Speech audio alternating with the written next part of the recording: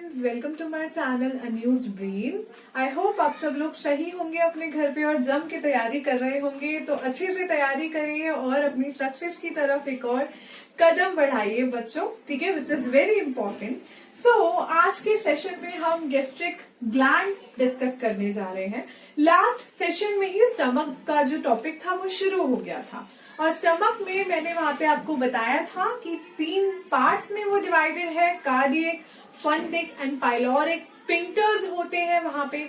और हिस्टोलॉजी भी बताई थी स्टमक की कि वहां पे 4 लेयर्स होती हैं और कब कौन सी लेयर है ना। जैसे कि मैंने आउटर लेयर होती है हमारी सेरोसा, ये बताया था।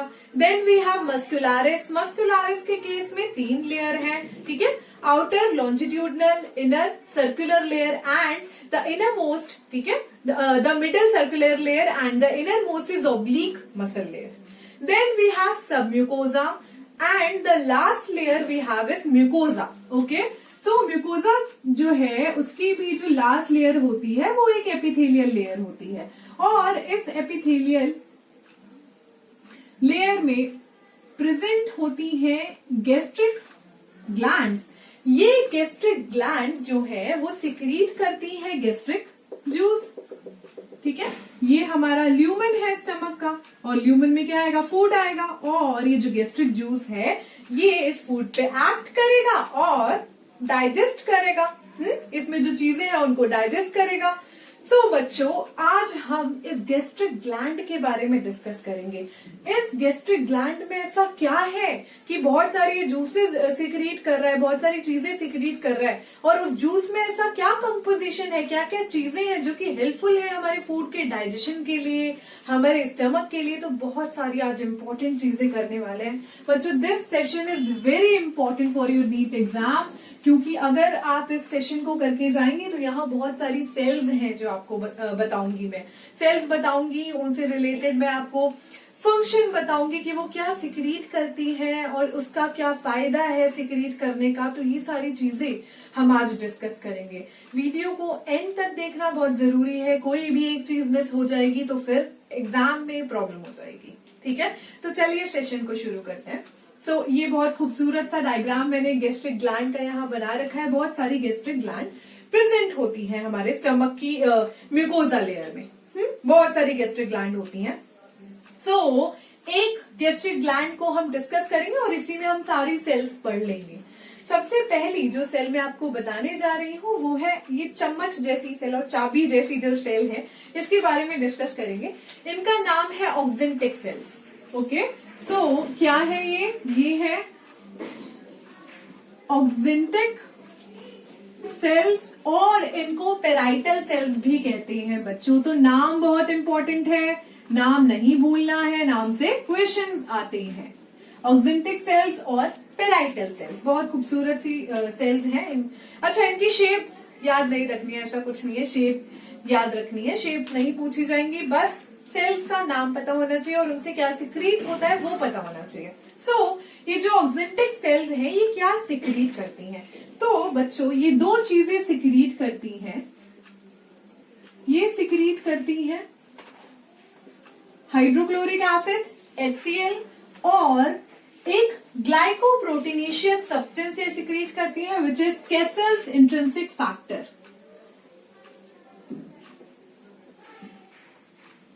इंट्रिंसिक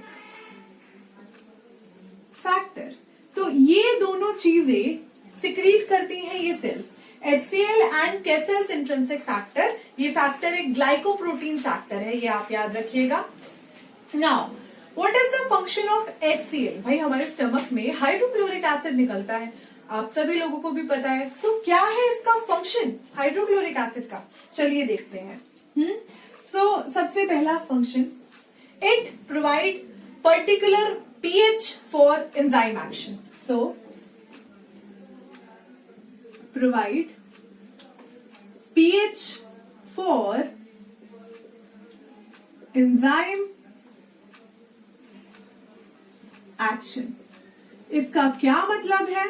इसका मतलब ये है एंजाइम के एक्शन के लिए पीएच प्रोवाइड करने का काम करता है ये HCl। क्यों एंजाइम के एक्शन के लिए पीएच प्रोवाइड करना है? आपने पढ़ा होगा बायोमोलिक्यूल वाला चैप्टर अगर, तो आपको पता होगा कि एंजाइम जो होती है वो एक पर्टिकुलर पीएच पे वर्क करती है। उसकी वर्किंग के लिए उसको चाहिए एक पर्टिकुलर पीएच, ठीक है, जिसको पीएच ऑप्टिमा कहते हैं, आप ऑप्टिमम पीएच भी कह सकते हो। सो उस ऑप्टिमम पीएच पे ही वो एंजाइम अपना फंक्शन शो करेगी, वर्क करेगी। उससे आगे कुछ हुआ, ठीक है, पीएच बढ़ा है, उससे नीचे पीएच गया, बेसिक हुआ, तो एंजाइम वर्क नहीं करेगी। क्लियर है आपको? So every enzyme requires a particular pH for its action. HCl, यहाँ पे जो एंजाइम्स निकलती हैं हमारे स्टमक में, कुछ एंजाइम्स निकलती हैं, HCl उनके लिए एक पर्टिकुलर पीएच जो है प्रोवाइड करता है। तो ये एक इंपॉर्टेंट काम हो गया इसका। नेक्स्ट इसका इंपॉर्टेंट काम है, जो भी हम खाना खाते हैं, अब उसमें बहुत तरीके के माइक्रोब्स हो सकते हैं, इन्फेक्शियस एजेंट हो सकते हैं, बैक्टीरियाज हो सकते हैं, जर्म्स हम कह सकते हैं। तो ये सारी चीजों को जो HCl है वो किल कर देता है, ठीक है, हमारे खाने को साफ सुथरा क्लीन कर देता है। Okay, so it kill germs in food. हमारे फूड में जो जर्म्स होते हैं ये उनको किल कर देता है, उनका सफाया कर देता है, ठीक है। तो फूड में जर्म्स का सफाया, फूड का सफाया नहीं, जर्म्स का सफाया HCl करता है। और क्या इंपॉर्टेंट चीजें हैं इससे रिलेटेड? सो ये जो HCl है ये आयरन का एब्जॉर्प्शन भी करता है हमारे स्टमक में। So it helps in iron absorption, ठीक है, आयरन के एब्जॉर्प्शन में हेल्पफुल है। अच्छा, नेक्स्ट चीज क्या है? It is a potent killer of typhoid bacteria, ठीक है। जो बैक्टीरिया टाइफॉइड हमें कॉज करता है, विच इज साल्मोनेला टाइफी, ये HCl उसका पोटेंट किलर है, ठीक है, बिल्कुल उसको मार देता है उस बैक्टीरिया को। तो ये एक इंपॉर्टेंट बात है इसकी भाई, है ना, और अच्छी बात है। So it is a potent killer of typhoid bacteria. और इन सभी से इंपॉर्टेंट एक और इंपॉर्टेंट पॉइंट है जो कि याद तो रखना ही रखना है, ठीक है। क्या होता है कि हमारे स्टमक में बहुत सारी एंजाइम्स जो है सिक्रीट होती हैं।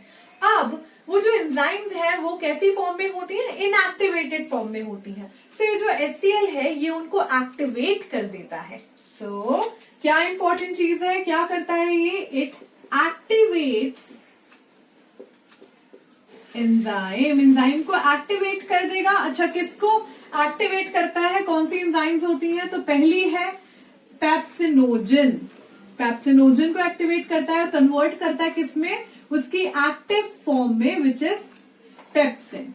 पेप्सिन उसकी एक्टिव फॉर्म है। और दूसरी जो है हमारी एंजाइम वो है प्रोरेनिन। तो दूसरी क्या है? प्रोरेनिन। और प्रोरेनिन को ये कन्वर्ट करता है रेनिन में।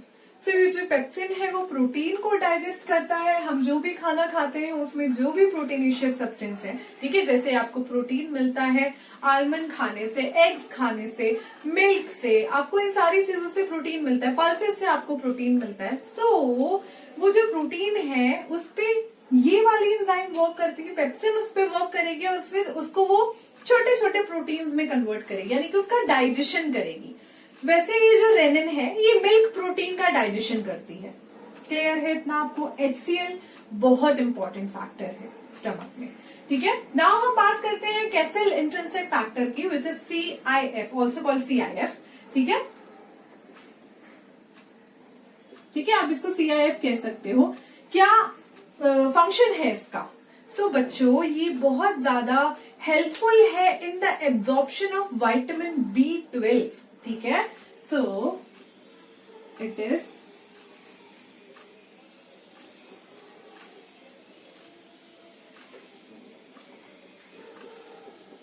इन absorption of vitamin B12। Vitamin B12 क्या है? साइनोकोबालामाइन, याद रखिएगा। So it help in the absorption of vitamin B12 which is called साइनोकोबालामीन। साइनोकोबालामीन आप इसको कह सकते हो, विटामिन B12 को। अच्छा, कौन से रीजन में ये करता है? In the ileum region of small intestine. So absorption कहां करेगा? In the ileum region of small intestine. Now इससे रिलेटेड भी एक इंपॉर्टेंट चीज मुझे आपको बतानी है। क्या होता है कि जो विटामिन B12 है ये इंपॉर्टेंट है for the formation and maturation of RBC. So भाई ये जो विटामिन B12 है ये आरबीसी के फॉर्मेशन में और मैच्योरेशन में हेल्प करता है। फॉर्मेशन में और मैच्योरेशन में हेल्प करता है। अगर ये वाला फैक्टर, ठीक है, काम नहीं करेगा, सपोज इस फैक्टर की डेफिशिएंसी हो जाती है, तो हमें विटामिन B12 नहीं मिलेगा। ठीक है, ये फैक्टर नहीं है यानी कि विटामिन B12 की डेफिशिएंसी हो गई, यानी कि विटामिन B12 भी बॉडी में नहीं है। तो होता क्या है कि जब बॉडी में ये फैक्टर डेफिशिएंट होता है तो विटामिन B12 नहीं है, ठीक है, कम है, या फिर आप नहीं कह सकते हो। इसकी वजह से क्या होगा? बॉडी में लेस आरबीसी कम होगी बॉडी में। अब आरबीसी कम होगी तो हीमोग्लोबिन भी कम ही होगा। सो लेस हीमोग्लोबिन भी कम होगा। अब हीमोग्लोबिन कम होगा तो हीमोग्लोबिन का क्या फंक्शन है? ऑक्सीजन को ट्रांसपोर्ट करना। So less O2 transport. Oxygen का ट्रांसपोर्ट कैसा होगा? अब बहुत कम हो जाएगा बॉडी में।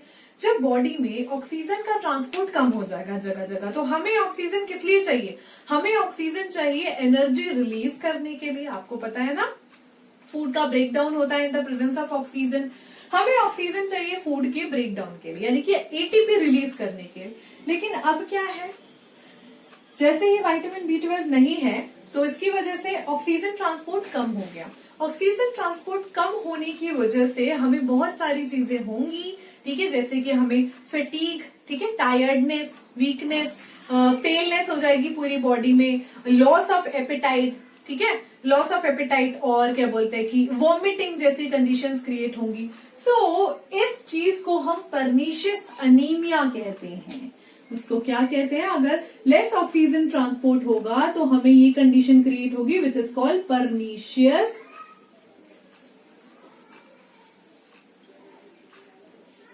अनीमिया। पर्निशियस अनीमिया हमें हो जाएगा। हम कह सकते हैं कि अगर कैसल इंट्रिंसिक फैक्टर की डेफिशिएंसी होगी तो हमें पर्निशियस अनीमिया हो जाएगा। And it is a very important question. ये बिल्कुल आएगा और हमेशा आया हुआ है ये क्वेश्चन। तो यहां से आपको क्वेश्चन ये आ सकता है कि अगर इस वाले फैक्टर की डेफिशिएंसी होगी तो इन चारों में से आपको कौन सा डिसीज हो सकता है, ये आपको क्वेश्चन आएगा। और इस फैक्टर की डेफिशिएंसी हो गई तो इन में से कौन सा विटामिन का एब्जॉर्प्शन रुक जाएगा, तो विटामिन से आपको क्वेश्चन आ सकता है, because this factor is responsible for the absorption of vitamin B12। Vitamin B12 अगर नहीं होगा तो आरबीसी फॉर्मेशन मैच्योरेशन नहीं होगा। आरबीसी फॉर्मेशन मैच्योरेशन नहीं होगा तो ऑक्सीजन ट्रांसपोर्ट कम हो जाएगा। वो कम हो जाएगा तो हमें पर्निशियस अनीमिया हो जाएगा, विच इज बता दिया मैंने, फटीग, टायर्डनेस, हमेशा थके थके रहना। और अल्टीमेटली ये जो पर्निशियस अनीमिया अगर ग्रेजुअली चलता रहा तो उस पर्सन की डेथ हो जाती है। ठीक है, किस केस में? एक और कंडीशन मैं आपको बता देती हूँ, ये होती है गैस्ट्रेक्टोमी के केस में। कहाँ लिखती हूँ? यहां लिख देती हूँ, ठीक है,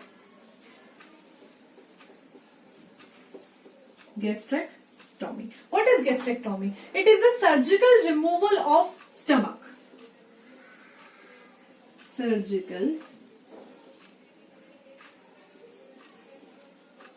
रिमूवल ऑफ स्टमक। आपको पता है ना, किसी भी चीज के आगे अगर आप ये TOMY सुन लेते हो, इसका मतलब किसी चीज का वहां पे सर्जिकली रिमूव किया गया। जैसे कि वेसेक्टोमी, ट्यूबेक्टोमी होती है फीमेल्स में, वैसे ही गैस्ट्रेक्टोमी, ठीक है, जब स्टमक का सर्जिकल रिमूवल कराया जाता है। अब स्टमक रिमूव करा दिया, अगेन क्या क्या चीजें हो सकती हैं? स्टमक रिमूव कराने की वजह से अगेन ये नहीं होगा कैसल इंट्रिंसिक फैक्टर, ये नहीं होगा तो विटामिन B12 नहीं होगा, विटामिन B12 नहीं होगा तो हमें परनीशियस अनीमिया हो जाएगा। तो gastrectomy leads to pernicious anaemia, ये क्लियर है, ठीक है। ये भी आपको क्वेश्चन में आ सकता है कि गैस्ट्रेक्टोमी से इन चारों में से क्या हो सकता है, ठीक है। सो मोस्ट कॉमन कॉज है परनीशियस अनीमिया, गैस्ट्रेक्टोमी से हो जाता है एंड ग्रेजुअली अगर ये चलता रहा तो उस पेशेंट की डेथ हो जाएगी, ठीक है, एट लास्ट उसकी डेथ हो जाती है। सो कैसल इंट्रिंसिक फैक्टर भी खत्म, ये सब्सटेंस भी मैंने आपको अच्छे से बता दिया। अब हम आगे चलते हैं हमारी बाकी की सेल्स पे। अभी तो कुछ हुआ ही नहीं है इसमें ज्यादा, अभी सिर्फ एक सेल मैंने आपको बताई है विच इज ऑक्सिंटिक सेल और पेराइटल सेल हमारी। अब हम बात करते हैं हमारी नेक्स्ट सेल की विच इज चीफ सेल्स, ठीक है। तो यहाँ पे ये जो सेल्स प्रेजेंट है, ये वाली जो सेल्स है ये है हमारी चीफ सेल्स। इनको पेप्टिक सेल्स भी कहते हैं, इनको जाइमोजेन सेल्स भी कहते हैं। तो chief cells they are also called peptic cells, they are also called zymogen cells. इनको जाइमोजेन सेल्स इसलिए कहा जाता है क्योंकि जाइमोजेन मतलब होता है इनएक्टिव, और यहाँ पे जो सेल सब्सटेंस सिक्रीट करेंगी वो इनएक्टिव फॉर्म में होगा, इसीलिए, ठीक है, जाइमोजेन सेल।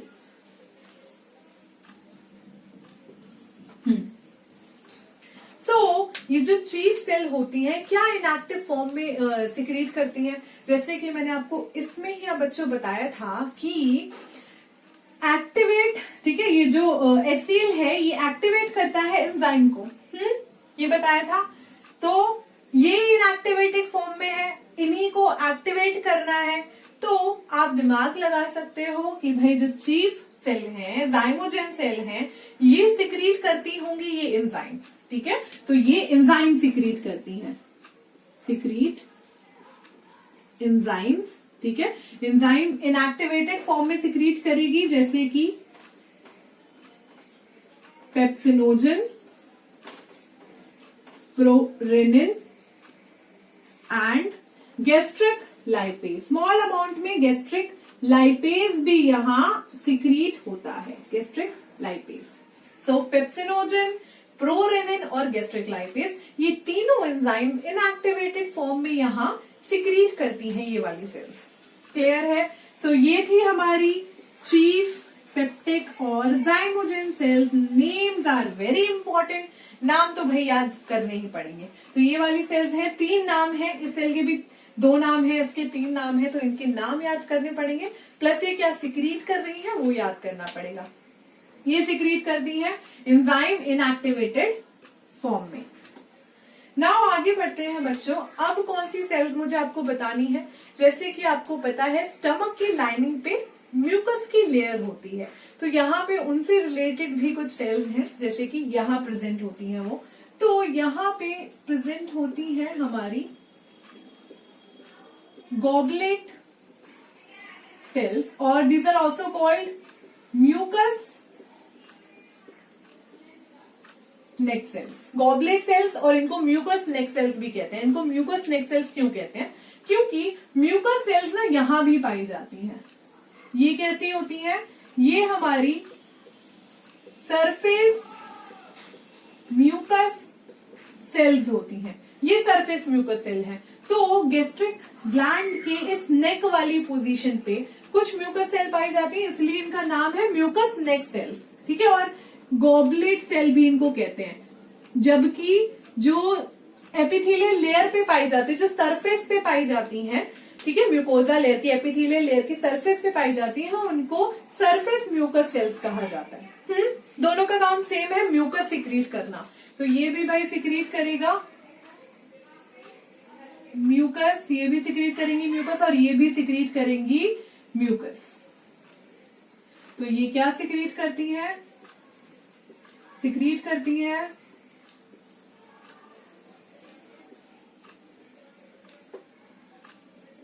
म्यूकस। ये म्यूकस सिक्रीट करती है and they are responsible for making a thick lining, ठीक है, over the mucosa layer. Stomach की म्यूकोजा लेयर के ऊपर एक म्यूकस की थिक लाइनिंग ये बना देती है, ठीक है। सो make a thick lining of mucus over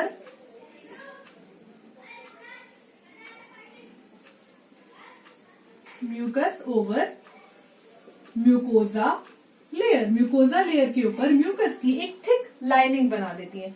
क्या जरूरत है ये थिक लाइनिंग बनाने की? क्योंकि हमारे स्टमक में निकलता है हाइड्रोक्लोरिक एसिड और ये हमारे स्टमक की लाइनिंग को डैमेज कर सकता है, ठीक है, उसको जला सकता है। हाइड्रोक्लोरिक एसिड है भाई, एसिड है वो, तो जला सकता है। तो इसीलिए यहाँ पे म्यूकस की एक टफ और थिक लाइनिंग बन जाती है जो कि हमारी जो म्यूकोजा लेयर है उसको प्रोटेक्ट करती है, हमारे स्टमक को प्रोटेक्ट करती है फ्रॉम HCl, ठीक है। So it protect mucosa from HCl से, ठीक है, प्रोटेक्ट करती है हमारे स्टमक को और इस लेयर को। क्लियर हो गया? तो ये थी हमारी 3 इंपॉर्टेंट सेल, ठीक है। ये रही और ये रही, तीनों इंपॉर्टेंट हैं। लेकिन इनके अलावा भी कुछ और सेल्स होती हैं जिनको हमें डिस्कस करना है। तो चलिए हम इनको डिस्कस करते हैं। उसके लिए मुझे ये रब करना पड़ेगा बच्चों। सो आई होप आपको इतना समझ आ गया होगा, ठीक है। अब हम आगे बढ़ते हैं।